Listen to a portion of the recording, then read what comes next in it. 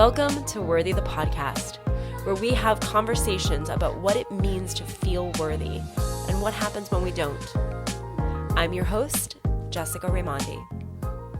Okay, well, what an incredible opportunity I have to be in LA and shooting and recording some of these podcast episodes, and I get to be with my new friend, Jess Jimenez. And God, Jess, welcome. I'm so excited that you're here. I'm going to introduce you a little bit so that people know your profession, because I think you're just one of the most beautiful souls I've met in a long time.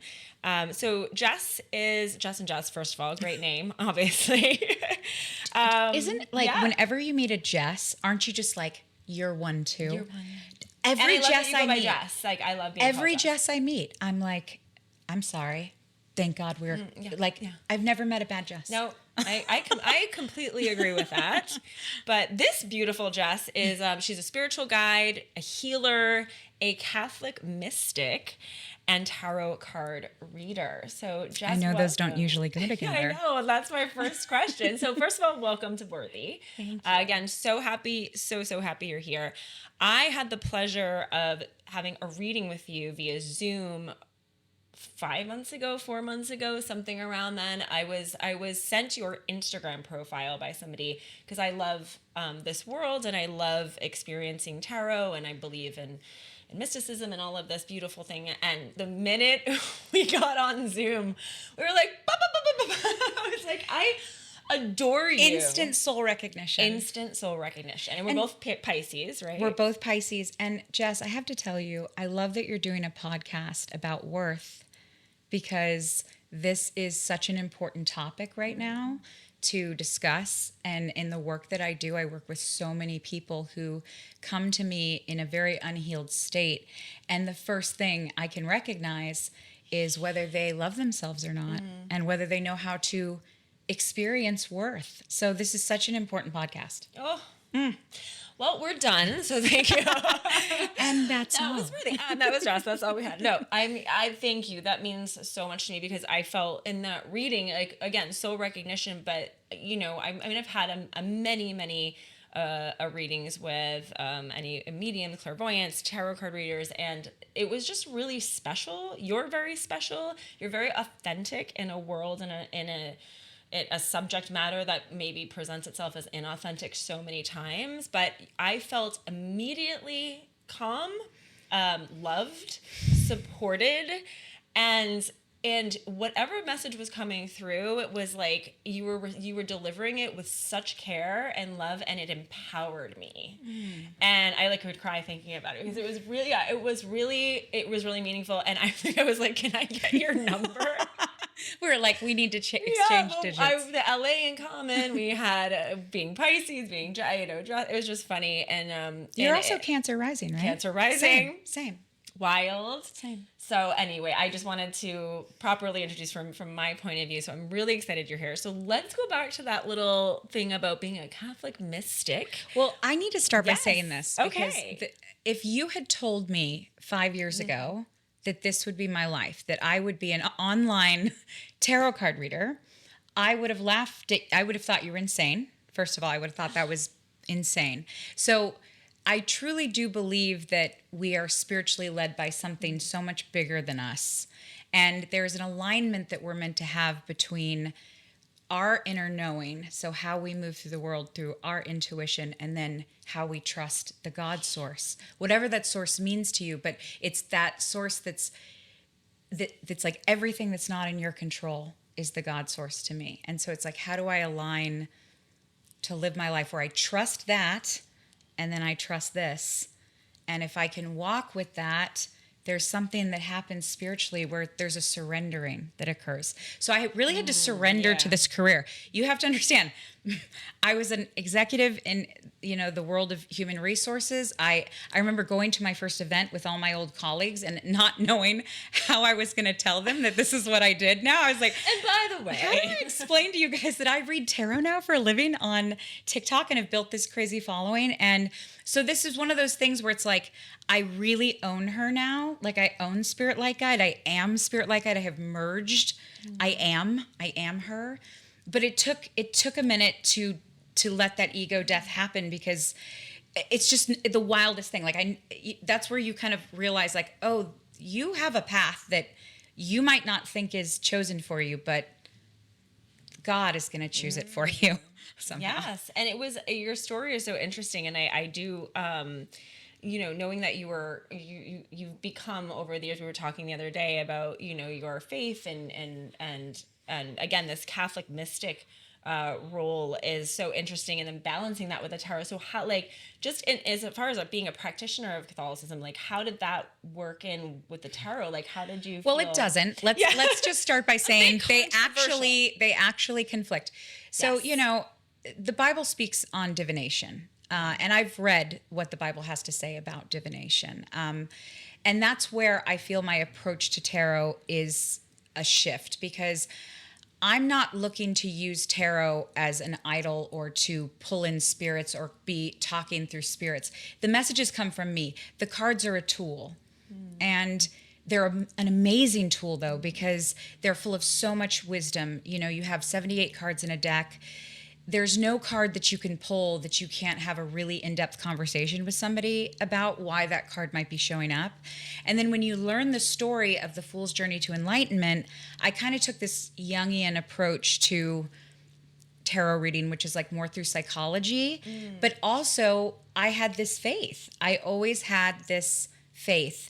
And this was something that I really hid, because when you work in Hollywood and you work around people, like, I'm so aware of how sometimes people perceive Christians and Catholics and people that are religious, they, especially now. Yeah.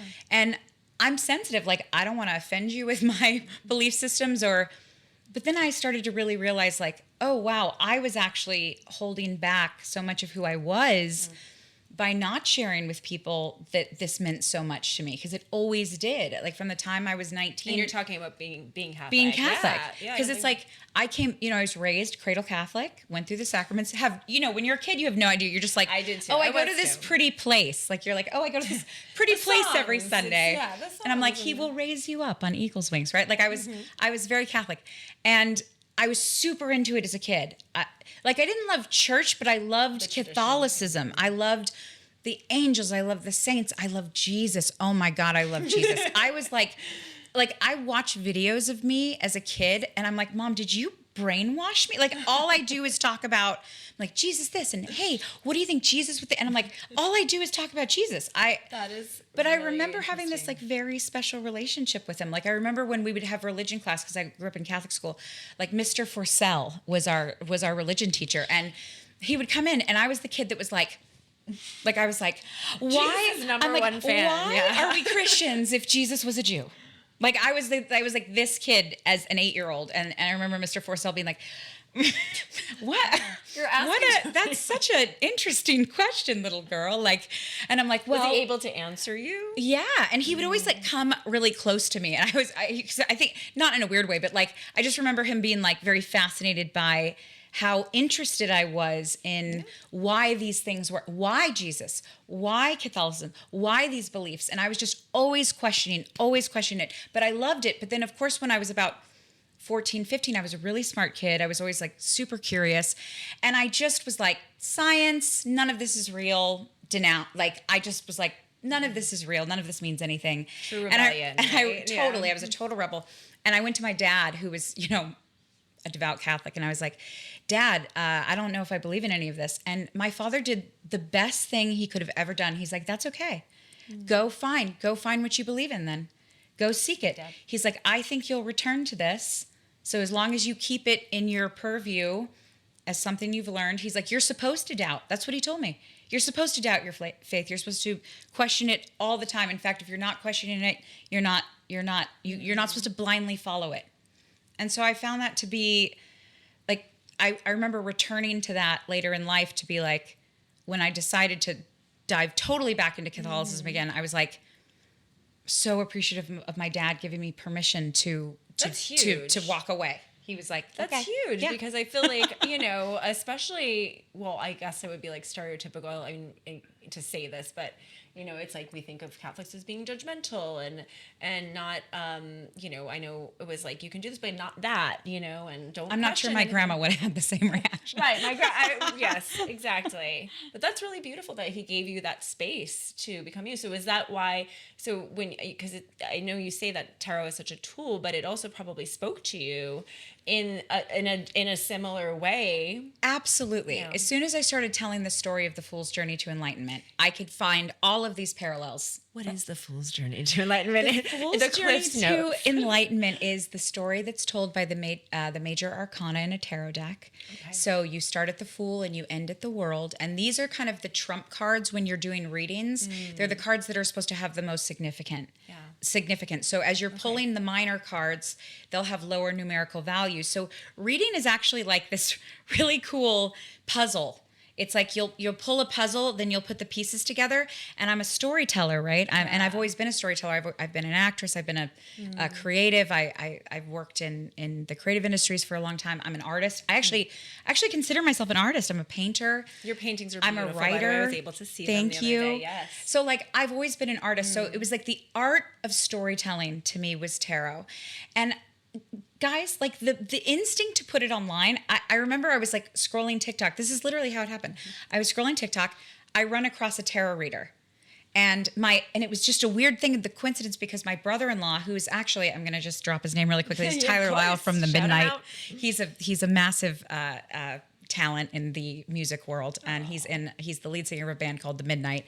And Tyler is one of the most brilliant artists that I know, and he's a folk singer by trade, and he's so smart, the most well-read person in the world. I love discussing philosophy and religion and everything with him, and we debate till the end of time. Like, we don't see eye to eye, but I love his intelligence in like the most profound way. And so he's the one who introduced me to tarot. So he was the one who was like, hey Jess, check out this thing called tarot. I've been really into it. And he had all these books on his shelf, and he had a deck, and I went nuts. And I was coming off a healing journey because I had gotten really sick. And so I discovered this thing, and it was one of those things where it was art, storytelling, spirituality. It was everything in one. And I was like, I need to learn everything about this. I just became obsessed with it. And then, so this happens completely separate of me then getting on TikTok and somehow, I don't know if the phone listens to you, right? Sure. But all of a sudden I'm scrolling and here comes a tarot reading. And I was like, oh. And have you never had one before? I had had a reading before, but like I had no fascination. It was not in my lexicon of like something I sought out. And so I see this reader, and all I could think was, I could do that so much better. I could tell those stories I could really move people with what my belief systems are. So now I had not married the Catholicism and tarot yet. This was just purely getting into the tarot. So I just started posting videos. Within a week, I had like 20,000 followers. And I was like, what is occurring? This just kind of blew my mind. And then I remember my sister and brother-in-law being like, do you know what you're doing? Like, are you sure you know what you're doing? And I was like, I weirdly do. I like weirdly know when I'm. It was like I just like a language you understood. Yes, I was like, I know that this is something I'm meant to be doing, and I had so many people kind of be like, oh, what are you doing? What are you doing? What are you doing? So I was still in my other career of my other life at the time, and I kind of walked this separate line where I was building this following to the side while I was still an HR executive for a couple of years. So I kind of was living this dual life, and I didn't tell anybody at my work what I did to the side, and then I was becoming this low-key spirit guide. And then I took a leap of faith. I actually got offered this crazy high-up executive job, like most money I'd ever been offered. Wow. And it was like this pivotal moment where I was like, it was a senior executive of HR at another company, and I was like, do I bet on myself and just double down on the tarot and just become spirit-like guide and like really merge with this? And I had a mentor who was like, yes, that's what you should do. And I thought he was going to give me the other advice. He had been a mentor of mine. Like a business mentor? Yeah, he'd been mentored me. He was a COO at a company, and I'd come up under him HR, and he was like, you're so talented at HR. You're so good with people. You're so, But as soon as I told him about this, he was like, you need to do that. You need to bet on yourself. Well, and I was probably like, so palpable. It was this. Right. It's like you are so passionate, and I feel like in yourself when you're talking about what you do. And that is, to me, that's alignment, and that is very inspiring. Were you always like, do you feel like, so you said you rebelled against the Catholicism, but you loved it in the beginning, but were you always like did you always have a sense of your intuition? Did you always like, how were you as a kid? Yes. So I've always been a seer. I can see with my eyes closed. I can literally see pictures. I can see images. Images download to me all the time. If I'm talking to people, if they start telling me a story, it literally shows up as a visual in front of me. Like I can see a film strip. And that's how I paint too. It's like I can have a vision of something and then be like, oh, I know what I'm seeing in my brain. I want to put that somewhere. And so I've always been able to do that. And I've had my first major psychic premonition came when I was 12 years old. So would you consider yourself a clairvoyant? Is that what that is? I'm a clairvoyant. I veer away from the word psychic just because I think it has a stigma to it. And I don't, because it's not like I can just call on it. It's literally like it either downloads to me or it doesn't. So it's not like, because I don't like to chase this idea of like, oh, anybody I can tap into, because a lot of people have very blocked energies. But of course, as I've gotten really into my practice and as I've aligned through my Catholicism and my spiritual practice, and now that's a very big part of my life, it's amazing the clarity and how the spiritual practice has developed my abilities. Like my abilities are now so clear. But it actually first happened when I was 12 years old. This was the night of the Northridge earthquake, and if you guys lived in Los Angeles, you were probably... Oh, we did not at that time. Okay. All right, but this was a big earthquake. It was a big one. Sure. And so I had a dream. This is a true story. I had a dream that my father died in an earthquake. And I woke up 20 minutes before this earthquake happened, and I go into my mom's room and I wake her up. And now I'm 12 years old at this time, you guys. It is very rare that I would get out of bed and actually go to my mother at this age. So moved to do that. That I was so afraid of this dream. So I go and I'm like, Mom, wake up. I had a dream that Dad died in an earthquake. I'm really scared. Can I get in bed with you? So she's kind of awake because I just had gotten in bed with her. And then like literally 15 minutes after this happens, this earthquake just shakes us. And it is a violent one. It was a thrust fault. So it was just really intense. And we were on a second story. And this massive dresser, my mom was awake. So she had pulled me over her really fast and pushed me toward the door. And so we just like were out of bed toward the door. And this massive dresser that was over like came right down where she would have been sleeping. And it was like... And I remember just like, that was the first time my aunt heard the story. My Aunt Jane, who I've got to give a shout out to, because she's always called me an indigo child. She's like, child, you have the gift. She's always been like, she's Southern. She's like, indigo. She's like, Tiny Monroe, you have the gift. And I'm like, what? Sounds like it. And so that was kind of my first major moment of being like, oh, I'm tapped into something. You think? Yeah, that's incredible. Did you tell your mom? Well, she had heard me say it. Like she would, she'd been like, you woke me up to tell me you'd had this dream. And then I was awake to move from the dresser. So it felt very, and my mom's, very, so of course she thought that was God. She was like, you've got the gift from God. Yeah. And in some way it is divine, right? I mean, totally. So did you have any more of those like nudge? Yes. I would assume that's kind of like also like kind of spirit coming down and being like, hi. Right? Yes. I actually had two other, and these are like not fun to predict, but I had met a captain of the TWA, I'm not kidding, in New York, the weekend before the the TWA flight went down in 1994. And I was out with my aunt and I was asking him all about, like, I was like, has a TWA ever crashed or whatever? And he was like, no, we've never had any issues and all these things. And so that was the first time my aunt was like, why do you talk about things before they happen? And then it happened 2 weeks before 9/11. So I was living in New York and I was on the subway. Guys, this is a true story. I don't know how this went down. But I was on the subway with my aunt and I literally had a vision of being in the World Trade Center and seeing a plane come into the building where I'm working. And I said to my aunt, I said, has a plane ever crashed into the World Trade Center? I said those exact words. And she goes, no, I think a small plane once crashed into the Empire State Building. She's like, but no, never into the World Trade Center. I was like, could you imagine? And I acted it out. I was like, you're sitting at your desk and like a plane comes at you. And I kind of like laughed about it. And then 2 weeks later, I hadn't even remembered.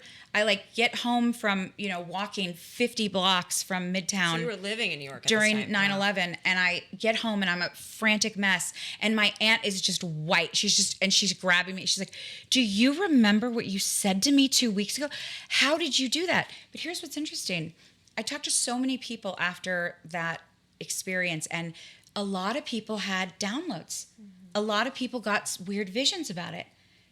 And so it was like, well, does that I actually think yeah. there's a universe. I think there's a download from the universe. And I actually am a believer that anybody, if they fine tune their instrument, can download from That's it. what I was just going to ask you. I was going to say, do you think that we all have access to these powers? 100 I'm gonna call them powers, gifts. 100%. Not only do I believe that, my mission in life is to awaken all souls to what we are. We are awakened conscious beings. We are so special. We have the ability to create a utopia on earth, and we have the ability to destroy the earth. And that means we're incredibly powerful. Absolutely. And I don't think I think we're systematically kept very asleep because we're also very programmable because we're these meaning creation animals. So we're constantly creating meaning. That's how humans function. And whenever we woke up, of course, I believe in evolution, which is like we were evolving as something, but then we were seated. There was something that was seated on Earth that was like, wake this animal up. Like they're going to become. Well, our minds are so incredible. Yeah. And we were having this discussion the other day about, and I have this kind of theory too, but it's just that the level of consciousness, the fact that we can be aware of being aware, and we can be aware and question our own existence. We have these quantum physics, the quantum field, and our ability to manifest. I mean, the things that I have manifested over the years, like said out loud, visions. Now that as you're talking, actually, I'm really tapping into my own ability that I think I see visually. I think I have that as well, and I just never been able Pisces. to. I've never been able to identify it, but I do get scenes. Like that's how I'll put it, like scenes and like I saw, and that's kind of how I build on my own artistry, my storytelling or whatever, but also just like sometimes I have no idea what to do with that. But furthermore, I do, part of one of the reasons I'm doing this podcast is because I do feel that we are that, and we have forgotten, we have been deprogrammed and misprogrammed, and it's my feeling that we are like the most powerful species, yet we are the ones that stand in our own way to our own rising, to our own elevation. Can you speak on that a little bit? Yes, humans are creators. That's why we know we were created. And so I think when people start to wrap their brains around that we create a world in the world, no other animal does this. Every other animal aligns through consciousness exactly what they're meant to be in the world that the acorn falls, God created, correct. Tree, right. But humans create the world in the world. And that means that we are an echo of that source of energy. And so that's why I believe that, the biblical teachings, when we created the Bible, we created this narrative through prophecy over 1,000 years. And we were downloaded. Prophets were downloaded with all this information. How is it able to cross-reference itself by all these different authors? Now, guys, I was the girl saying, no, they're a bunch of stories, right? Then you do your research. You do your research on what the Bible is and how it was created and what we were doing at that time, the way humans were living at that time. It's like there was a whole system that we were having this relationship. We were having this relationship with a God. We were having a relationship with it. Yeah. And the fact that humans were having a relationship with it meant we were creating it to create us, to create it to create us. It's literally it's something that exists. The reason you know what God is because it exists. And I think people challenge this idea. It's like, I like to explain God the way I like to explain love. There is no equation for love. There is no property principle for love. But nobody would question love. If you were to say... Well, you just know it or you don't. Right? Yeah. You either nobody would say love doesn't exist. Nobody would say that. And I think personally, my belief is, for me, my higher power is the loving energy, right? And I think that's my God, or what I call it's spirit. The same thing. Right. It's the same thing. In my opinion, that's always been what we're all talking about. Yeah, it's not a man on a cloud with a beard. It's literally a spiritual source of energy. It is a spiritual... it's a oneness source of energy that is aware of us. Because if we're aware of ourselves, then something in the universe has to be aware of us. So that's the God source to me. Wow. That's really interesting. So why do you think we humans are forgetting this? Like, why do you think we're struggling so much in areas where we don't have to suffer so much? I mean, I think that's my belief, right? Again, these are my opinions, but I do feel like we have this inside us. So why do you think we're struggling? I think there's a lot of us on the planet now.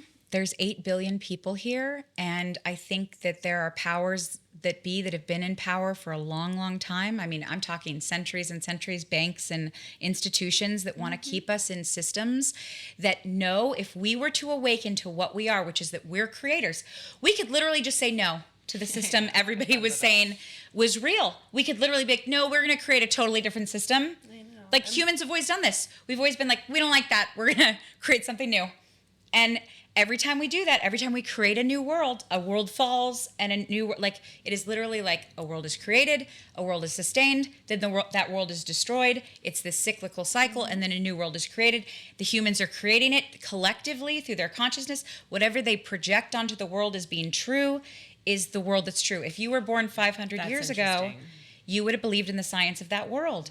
So you're born now, you just believe in the science of this world? The science of that world was wrong. So, and it's always evolving. Well, that's interesting. You're talking about perception. This is something I love to talk about too, but it's like the perception based on my own inner reality, right? So if my own inner reality is that people can't be trusted, right? Or I'm never going to get to where I want to go because somebody along the way told me that I was never going to get there. And so our perception, our windshield to the world gets like this cloud, gets dirty. And do you think that, having a spiritual connection, a spiritual foundation is kind of the antidote for this? I mean, how do you feel? I know I do too, but you have such an incredibly strong spiritual life. Yes. And do you think that plays a role in helping us, forge forward and build a stronger sense of self-worth? Or what are your thoughts on that? I literally think that medication is not the cure for mental health. Spirituality is, because humans have been spiritual from the dawn of our existence. And when we have a relationship to it, our lives are given meaning. And when we don't have meaning, when our lives are given the meaning of how much money I have or how good I look or what kind of car do I drive, if those are the meanings you're given, that your life is worth, amounts to that, you're going to be depressed. Yeah, you're going to be sad. You're giving that to the likes of somebody else and your validation. Absolutely. And you're believing in a world that literally is being dictated to you by the powers that tell you this is what means something. Isn't it crazy? And now we have all this social media, and it's not that we don't want to enjoy the world that we live in. First of all, this is the world that we live in. And my mom always says, like, you grow gracefully, you adapt, to changes. But what can we do? What can individual, what have you done? I love this question. I think every human, I am not this, I've chosen Catholicism. That's my chosen path. However, spirituality has to speak to you. It has to mean something to you. If you choose a different path, choose that path, but don't ignore a path. Don't pretend there's no path, that you should just never try to explore it or walk as to why humans have been spiritual for thousands and thousands of years. It's like, you should be curious about that. You should wonder why we've been like this, how we got to 8 billion people. It's through religion and systems of institution. It's through these institutions of marriage and all these things that we created through religion. It's why we're 8 billion. We wouldn't be 8 billion people without the cradle of civilization expanding through spiritual sacrament and belief that, you're supposed to align and you're supposed to do these things and you're supposed to be a good person. And you're not supposed to kill other humans and you're not supposed to act like animals and you're supposed to be conscious and you're supposed to be aware. I had this beautiful conversation with a client this morning, and I consider my practice therapy, by the way. I basically use the cards to have really meaningful conversations with people. So I consider myself a therapist. I need to trademark that and copyright that. I was going to say, absolutely. You heard it here first. But I find that when I give somebody if I just plant the seed, that a belief system shift will bring them healing. That's exactly what works. It's like, it's not just your psychology, you guys. Plant a seed where you explore why belief systems exist. And the minute you start going down those rabbit holes, the minute you start looking into Buddhism, Hinduism, Judaism, Catholicism, Christianity, as soon as you start learning these teachings, you find there's this collective thread throughout all of them about generosity, kindness, love, healing, helping other people, caring about other sentient beings, not being the center of your own universe. We're in this very self-indulgent world right now where the self has become the new God. The self is the new God. And that is where we have gone so far off course, because God is supposed to be something bigger than you, whether you believe that comes from inside you or whether you believe that's external to you. Eastern is internal, Western would be external. It doesn't matter what you choose to believe, as long as you have that belief that there's something bigger than me that I'm a part of that connects me to every single living thing. What does that belief do for you, that there's something bigger than you? It gives me purpose. It makes me love harder. It makes me make better choices. It makes me want to be a better person for children. It makes me want to help older people. It makes me give my dollar to the homeless person. Even if they look like it makes me want to care. And I think that when we're disassociating and we're just moving through self, you can so easily stop caring. So do you think that almost like your connection to the divine is almost connecting to the rest of humanity? Is that how you feel connected to the rest of humanity? We're all one. All of us are one. I believe that too. We are one thing. We are earth and us and trees and plants and animals, and we are one consciousness through God. We're all created, but humans are special because we were God's special echo of himself. Yeah. Because we're creators. And that's why they say it was created. We were created in his image, right? That's the famous line. And I always bumped on a lot of biblical language early on in my spiritual journey.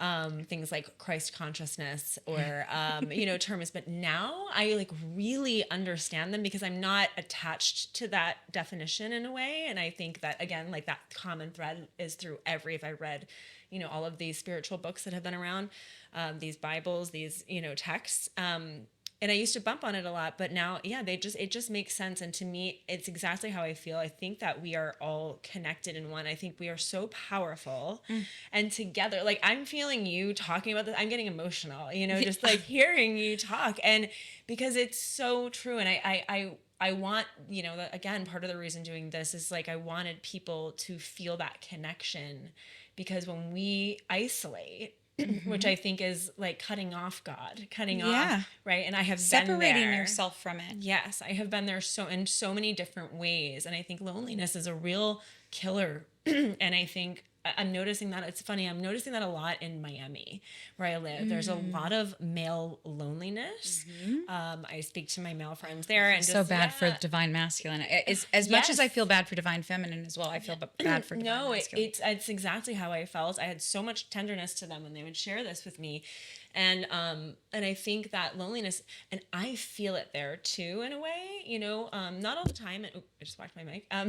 But not all the time, but a lot. And I think it's ever since coming back, even back into LA and being here, this is where my divinity is. This is where my spiritual connection was birthed, really. But it's where its strongest pull is for me. And I could be alone all day, every day here, but I don't feel lonely because there's something there's something greater than me. And so I'm trying to cultivate that, wherever I go, but it's interesting being here. So I do notice that it has to do with when I'm connected to my higher power, I'm connected to everybody, Jess, this moves me when I hear you talk about this, because I had a reading yesterday with a client who was Christian. I have a lot of Christians come to me and they're always like, I've never gotten a tarot reading before, but something about you made me trust this process with you. And it was so interesting because the awakening she had during the reading was she had stepped outside her marriage. And of course that is, not seen as good in the Christian church, but she was really struggling with this.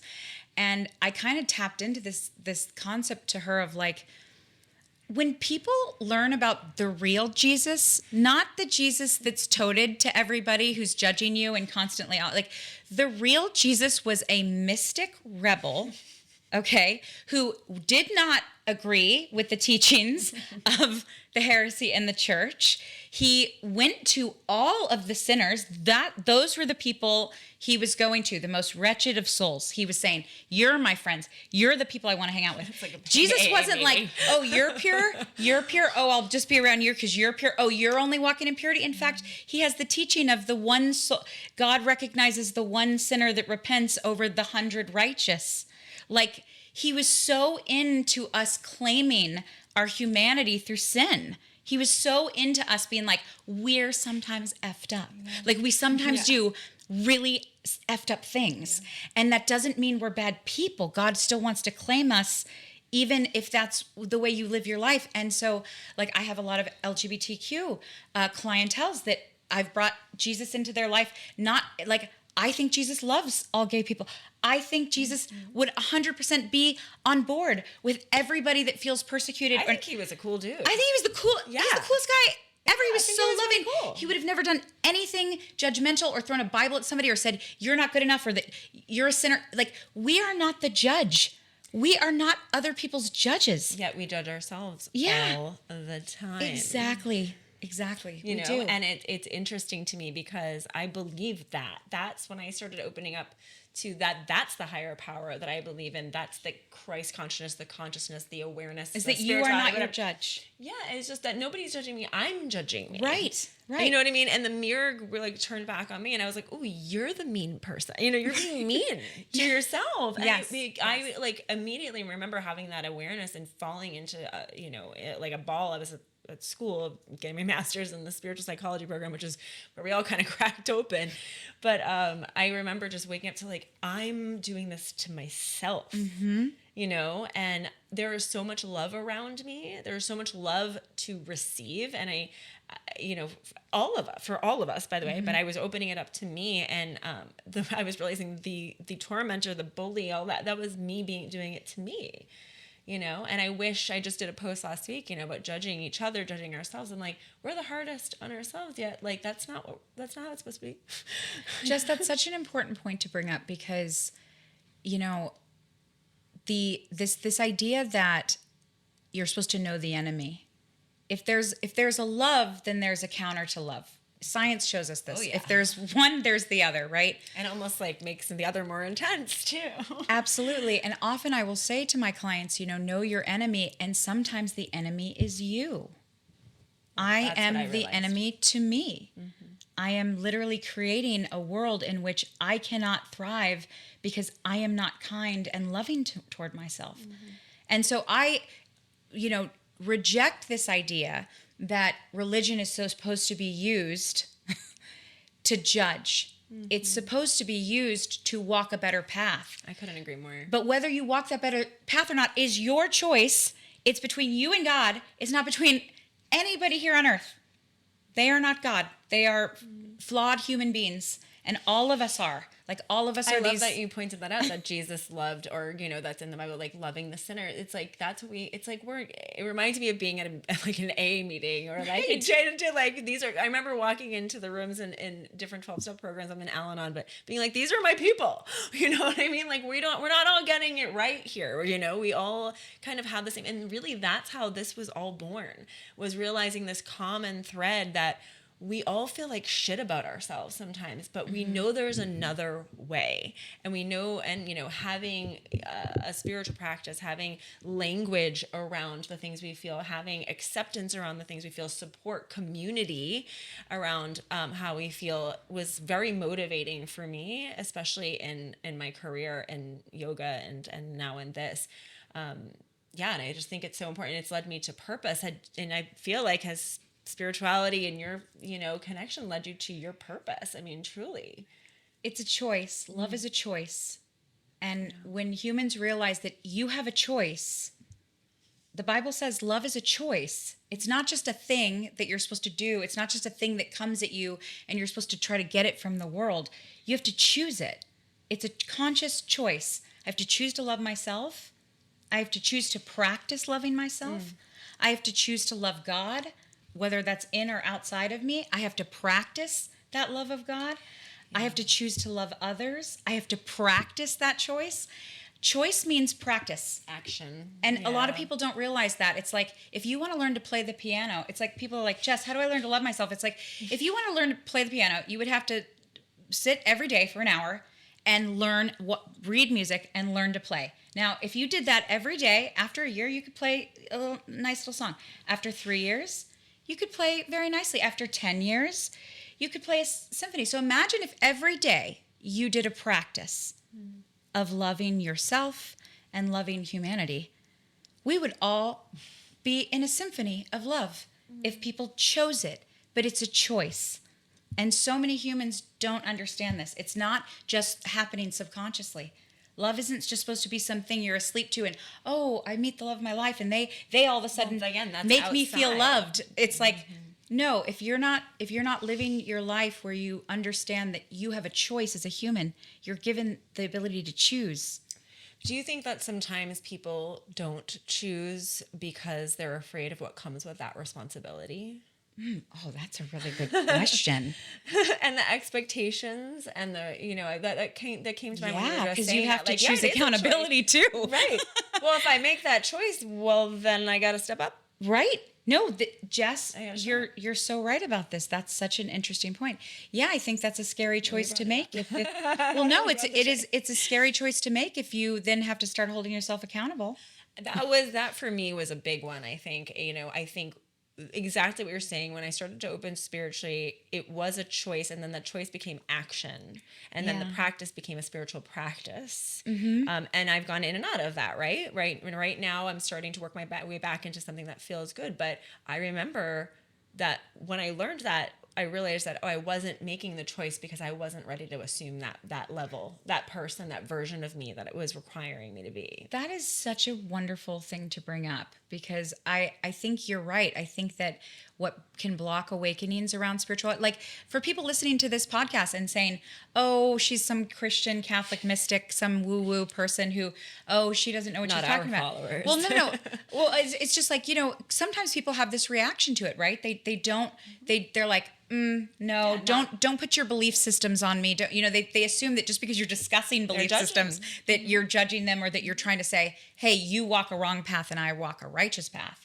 It's like, no, I just make a choice every day, and that is to choose to be accountable for my actions and the way I treat others. I believe in karma. I think there's karmic debts you pay when you are not conscious of what you're doing. Yeah.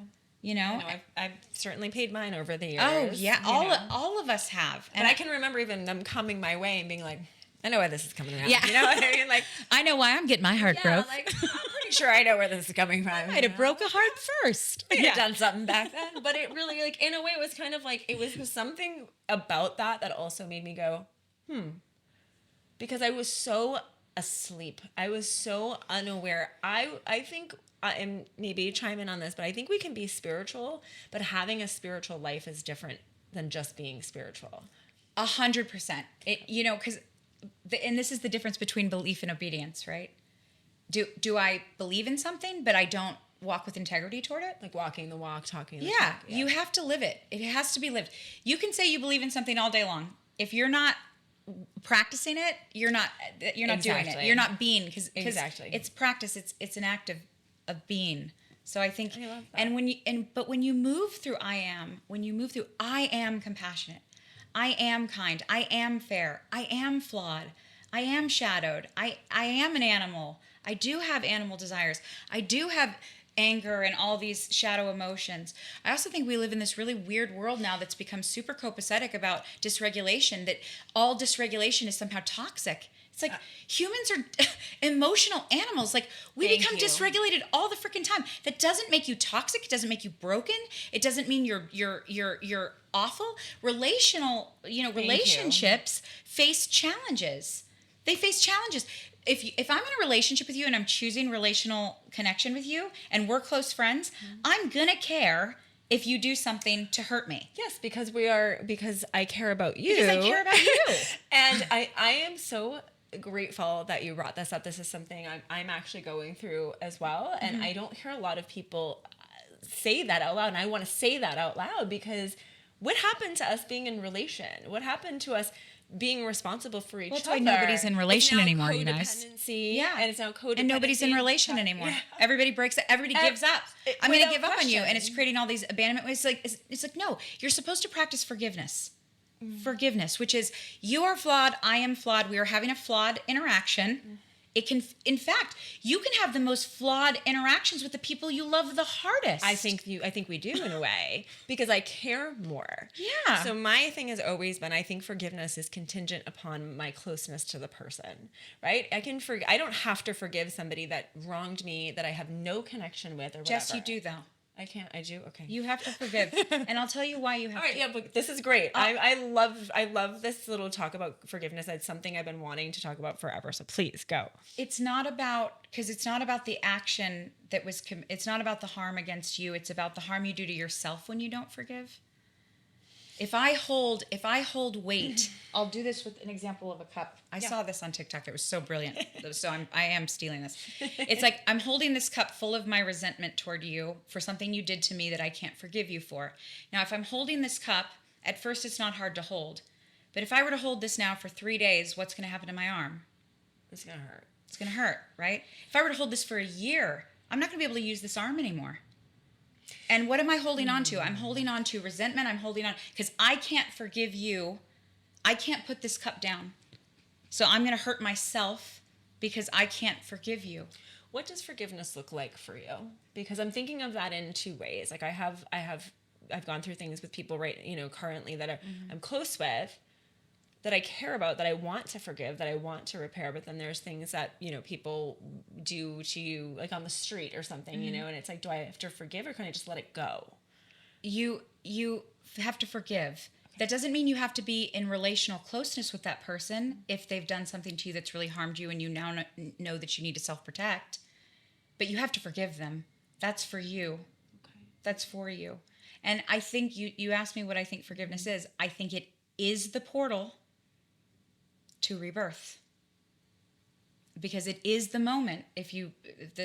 Sorry, I'm Catholic, but the reason we observe Christ on the cross in that moment, other Christians like risen Jesus, they like happy Jesus, they like miracle Jesus, they like all the happy Jesus. But the reason we look at Jesus suffering is because that's the moment where he turns to God and says, "Why have you done this to me?" Which is such a human, everybody can know that moment of like, why is this happening to me? Why would my friend do this to me? Why would you forsake me like this? I've been so good to you. Why would you do this? And then Christ chooses in that moment when he could, because he was God, if he was God, he could eviscerate this awful species that he'd created that was doing this awful thing to him. But instead, in that moment, he says, why have you forsaken me, to God? And then he does the thing that creates the resurrection, which he gives us the portal. He says, forgive them, Father, for they know not what they do. And it's in that moment we get salvation. That if you believe in Christianity, that's the teaching. I love that idea. Just not it's a story, right? But it's also the way I practice living my life, because it's like that's when I get to be reborn. When I have forgiven you for you know not what you do. You probably are betraying yourself.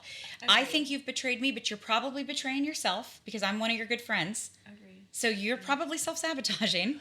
Agreed. And I think I have a pretty great way of understanding people's intentions. So I think it's like I automatically forgive people that are in my life because I think I know them and I know that probably hurt and I know what they're going through is probably hurting.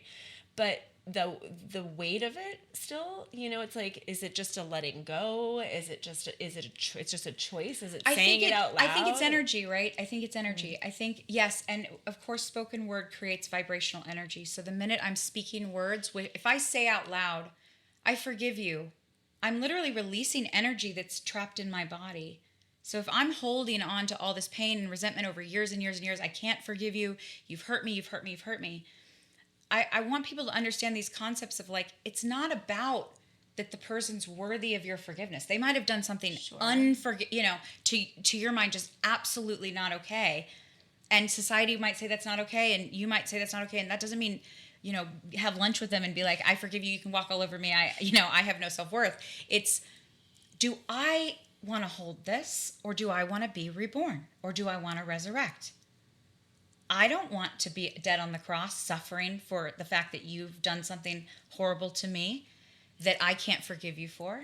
And so to me, there's an energy is at stake. I am releasing my energy of suffering. I'm literally telling my energetic state, I don't want to suffer for this person's sins.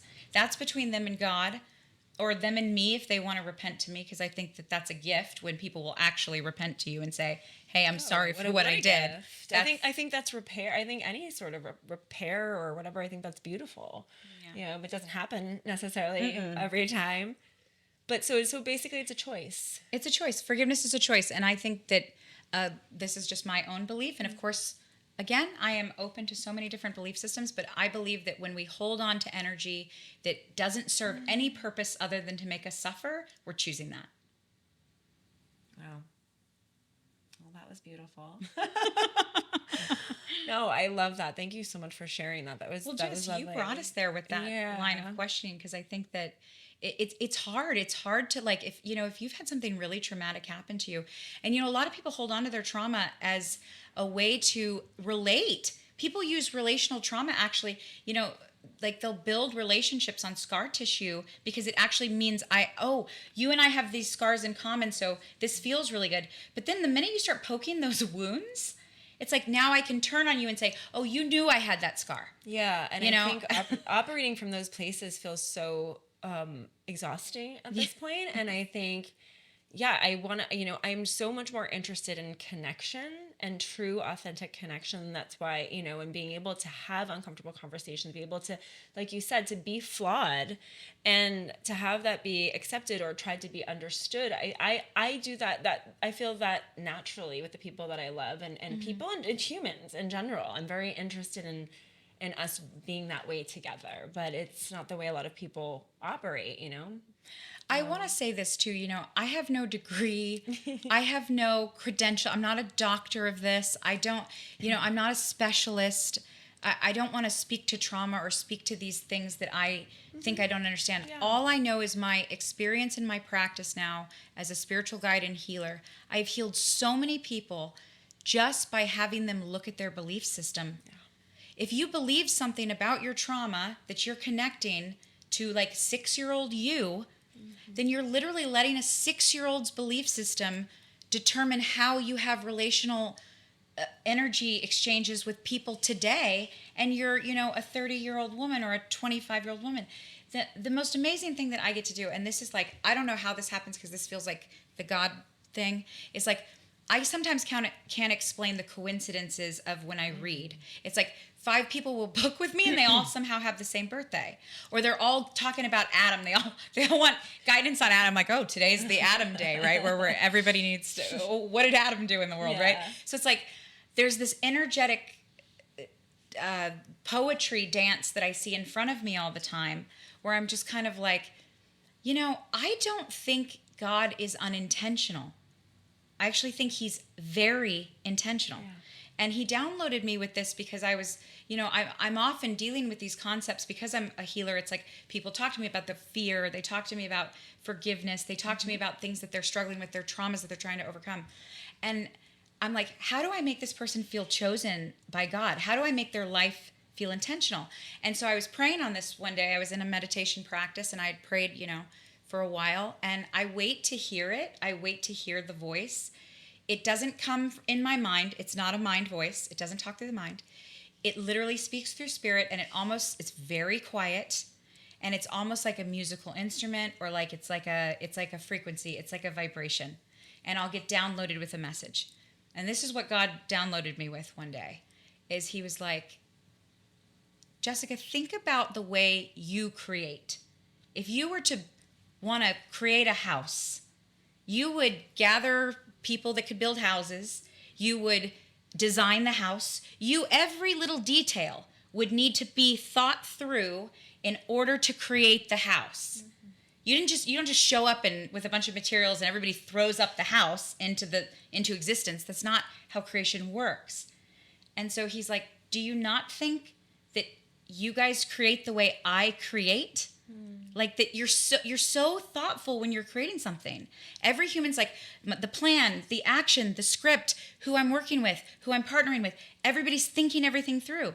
And God's like, so if I created you, do you think I'm not creating like that? Like so intentionally?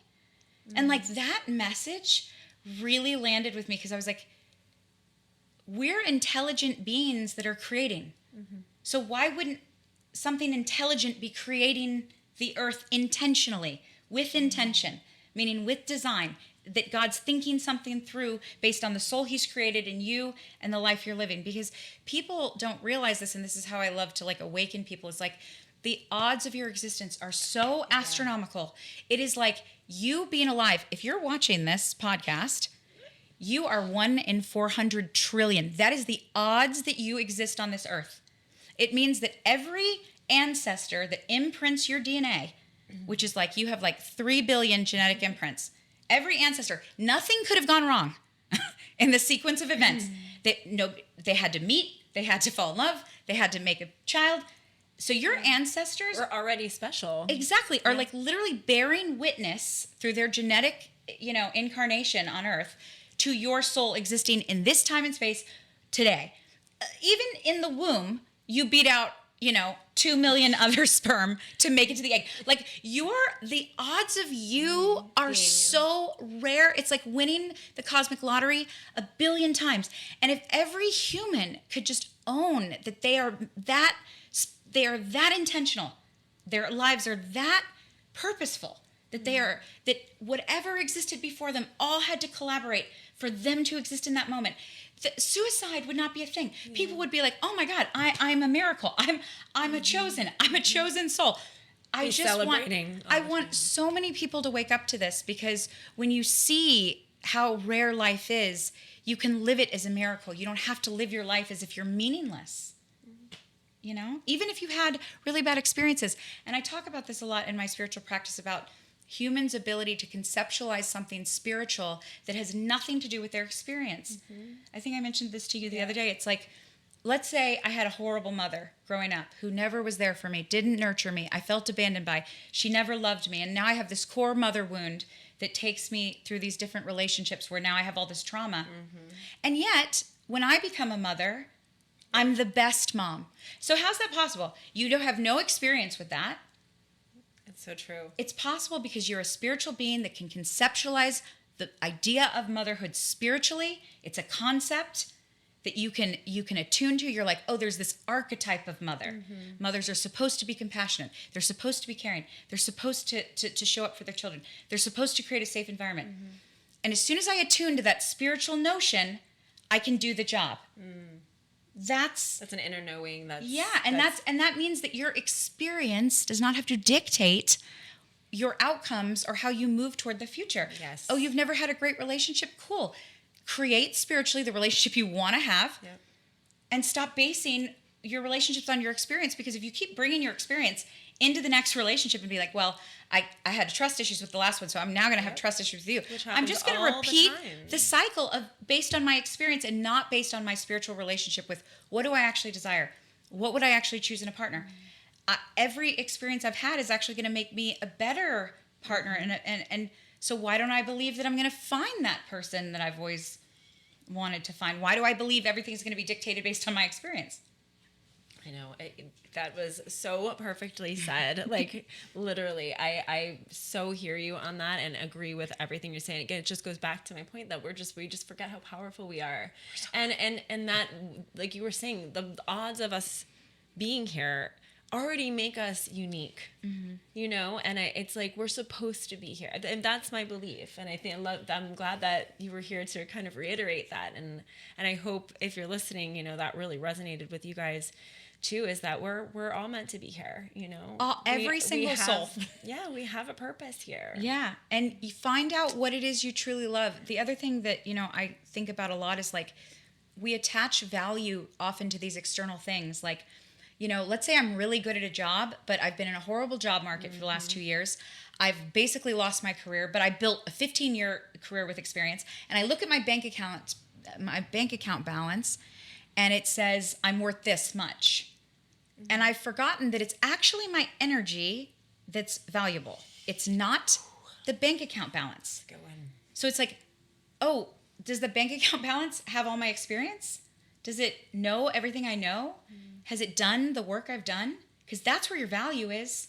It's not in what's in your bank account. That means nothing. So if people can start to align to this idea that like your energy is currency and you are valuable, and if you treat your energy like it's valuable, you'll feel like you're worth something. But if you don't do that, if you think, oh, my bank account means I'm a failure, you're going to throw away a 20-year career you just had where you did so much to become who you are over what your dollar amount and your bank account. That, I mean, to me, that's where people have kind of lost sight of like where true intrinsic value comes from. It comes from the soul. It comes from the knowing that my energy is what I'm spending. Like, how do I make the money? I have to spend my energy. One of my questions, and the next question is going to be, was how do you find value? Isn't that funny? What makes you feel? What makes Jess feel valuable? So I mean, you pretty much said the most beautiful thing, but you personally, the love I receive from humanity. People can see me. I don't know how that's possible, but I've built this insane following, and I can't tell you how many of my clients will get on camera with me and they'll be like, no, you don't understand. You were talking to me.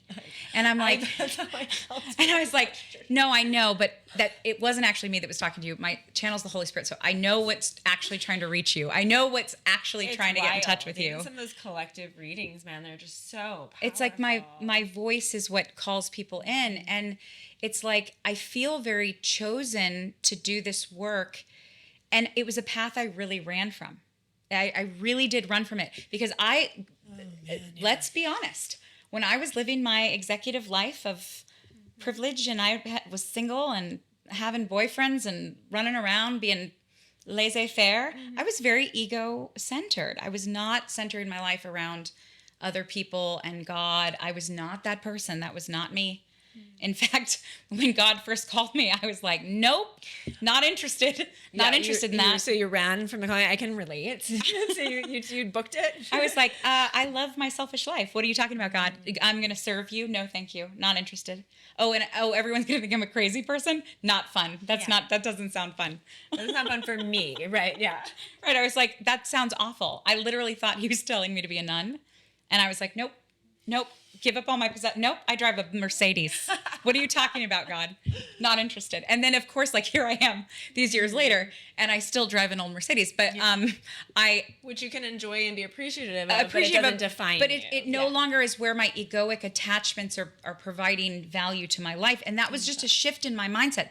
That was a shift in my belief system. I had to change my mind about what I was. And as soon as I opened my mind to this idea that I had created all these stories about what I was that were actually not true, it was like the liberation, like I became so valuable.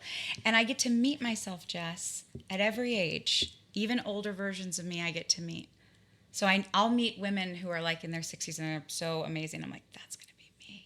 You know, like I can see myself mirrored there. I hear you on that. But I get to talk to Jess. I get to meet her at 21. I get to meet her at 25. I get to meet her at 27 because they all mirror my experiences, right? Because the algorithm, will align you to so many similar energies. Yeah. And it's like, I meet myself at every age and I get to stop myself from doing things that I'm like, get to go back and have that I'm like, conversation. girl, let me tell you how this is going to go down. Let me tell you what's actually coming. That man does not love you. No, you are wasting your time. And like that is the most brilliant part of this is like I'm almost portaling through time. You're like healing your own. Like I'm healing Jess at different eras. That's how I feel like what I'm doing here. That's what I feel like I'm doing here. I feel like this is me. This is honestly, I love doing this podcast, and I mean I love talking to people more than anything. But this is for me too. It's healing for me to have these conversations. It's something that lights me up, that brings me joy, and that heals the deepest parts of me. But to heal others, Jess, because that's truly like you wouldn't be putting this exactly into the world, you wouldn't be putting this frequency. You're like, I'm doing this for me, for you. That's it. As I was explaining, as we were going with this in the beginning, that's how I explained it. That's why I taught yoga for so long. I did that for so long. It was my pleasure to give that, you know. And now it's this like full circle, kind of like you were like, it's feeding each other. You know. Yes, we have to feed each other spiritually, and that's why it's so important to talk about spirituality and talk about your belief system. And it's not about judging people's spiritualities or judging their belief systems. And you know, you might run into people that don't agree with you at all. Of course. And it's all about, how can I lean in respectfully?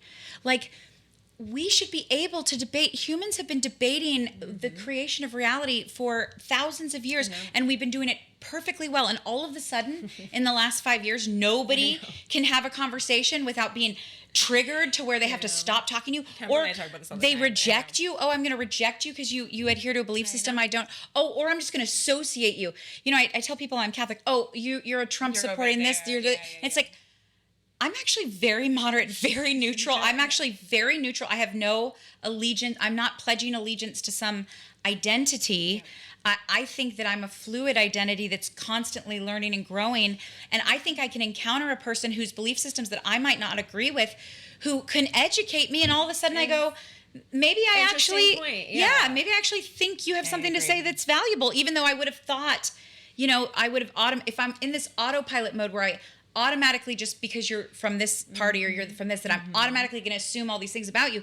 That is the most dangerous thing we're doing right now. And it goes so against my nature to do that. It makes me very, you know, I think we need to hear each other, support each other, and accept our differences as well. And give people permission to be there, have their own human experience. Like, it's between them and God. Whatever God they believe in, even if it's not a God, if they don't believe in God, give them that permission. They have that permission to have that human experience. And, you know, all I can do is enlighten people. I'm not God. I'm not saying everybody has to, but here's what I know based on my 5 years now in this practice. When you give people an alignment to spiritual truth, it heals their life. And I don't know how that happens, but it does. It heals them. They begin to heal. That's beautiful. Because they start changing their minds. And that's all it takes, is the neuroplasticity starts to occur and your mind starts rewiring. Yeah, I mean, a belief is just the way they say a thought that you have over and over again, right? And I always loved that because it's like, okay, so let's move the boulder over here and create a new groove, you know? There's this wonderful Buddhist teaching that's thoughts create and thinking destroys. And yes. Ooh, I've gotten goosebumps like 5 times sitting here. It's been wild. Because it's so true. It's like, I'll have a thought, like I'll be like, oh, I should go for a walk. And then like I'll start thinking about it and be like, oh, I have to do this. It's sunny out. You know, the thought was really beautiful. Yeah, the thought was really beautiful. It's like, what if you just followed some of your thoughts and stopped overthinking? People use the mind now as this hammer.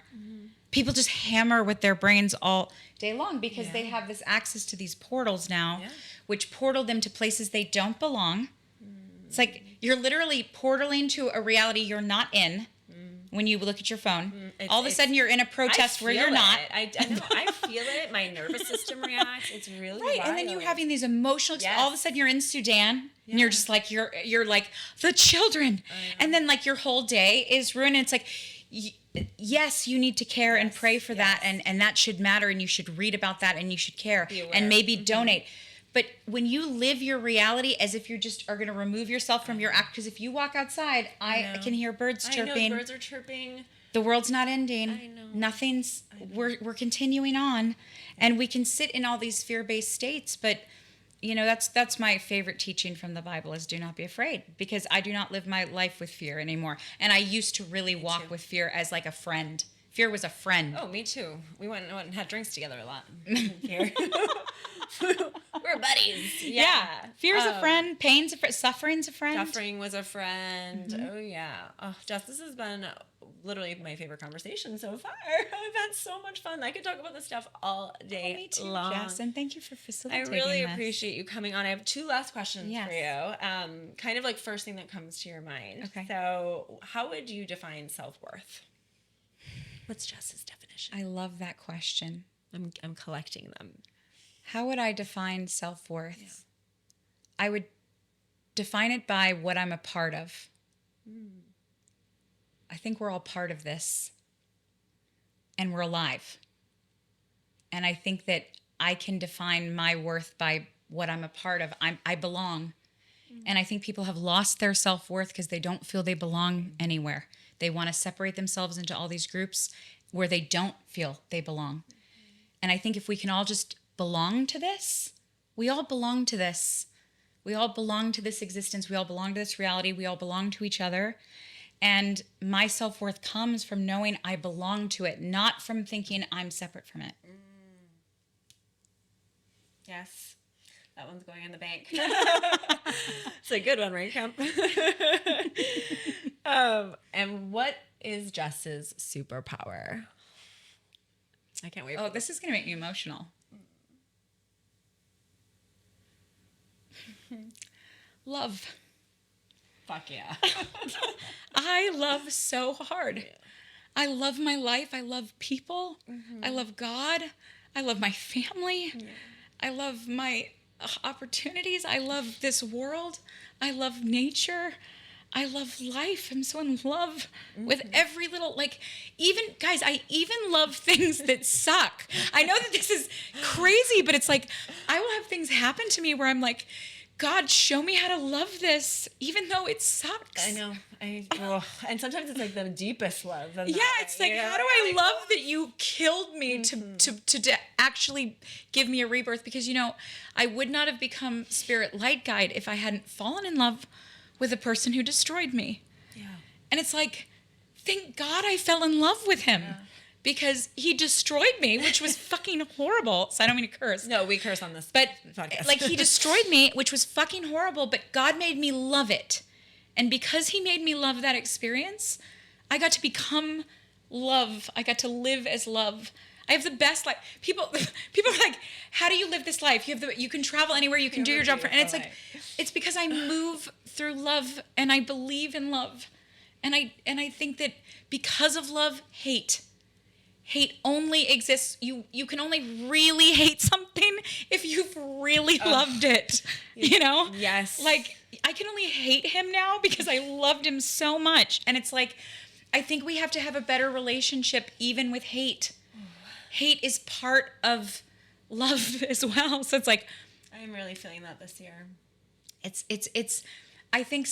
think I have this relationship with suffering where I really understand it. I think God uses it. You know, as like circling back to this idea that there's a design. I think we're designed to suffer, and I think humans are designed to understand suffering.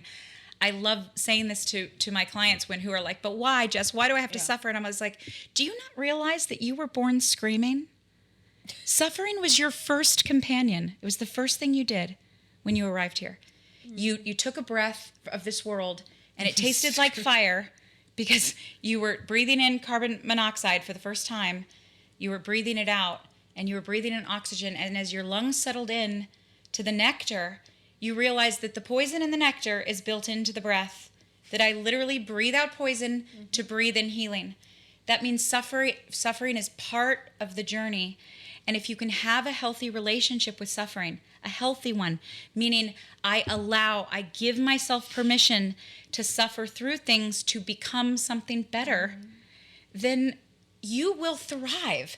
But if you use your suffering to destroy yourself, if you use your suffering to destroy others, if you use your suffering to destroy your relationship to God, if you use your suffering to destroy your relationship to this world, then you don't understand its purpose.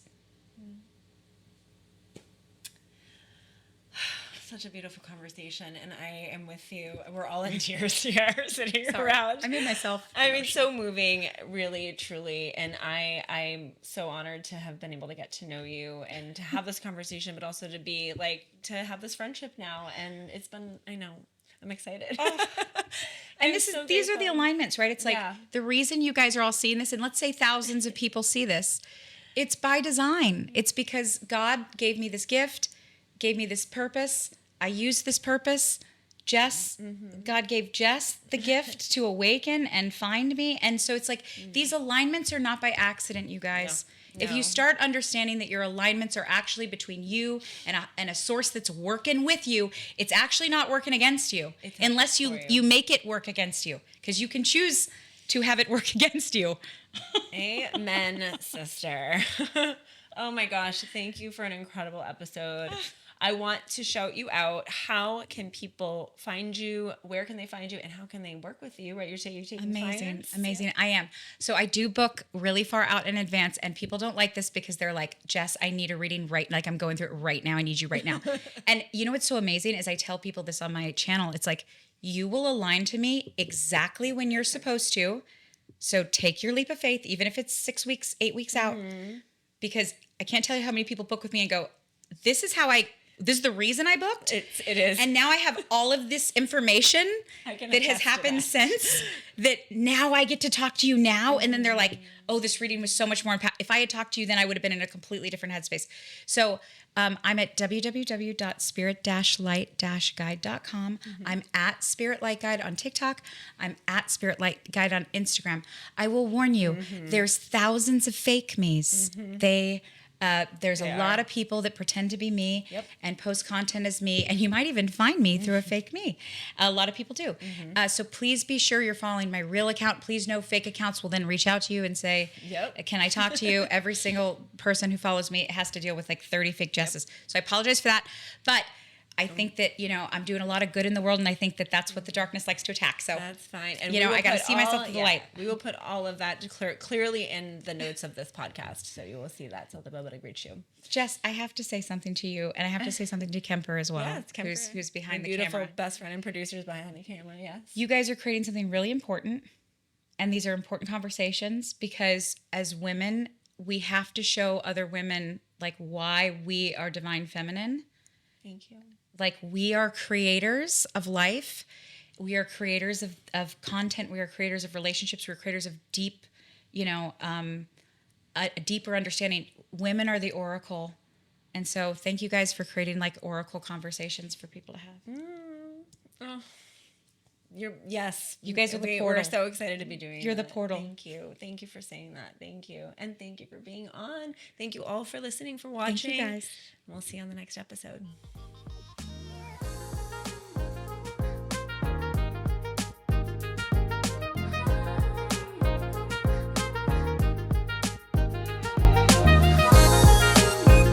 Thanks for listening to this episode of Worthy the Podcast. Our goal is to build a community, and we do that through people like you who listen, subscribe, and most importantly, share with someone you care about. Be sure to follow us on Apple Podcasts, Spotify, or wherever you're listening, as well as our YouTube channel. And if this episode resonated with you, leave a review. We want to hear from you. Thanks for being here, and remember, you've always been enough. Period. This podcast is meant to inspire and educate, but I am not a licensed therapist or medical professional. Everything shared here is based on personal experience and perspective, so take what resonates and leave the rest.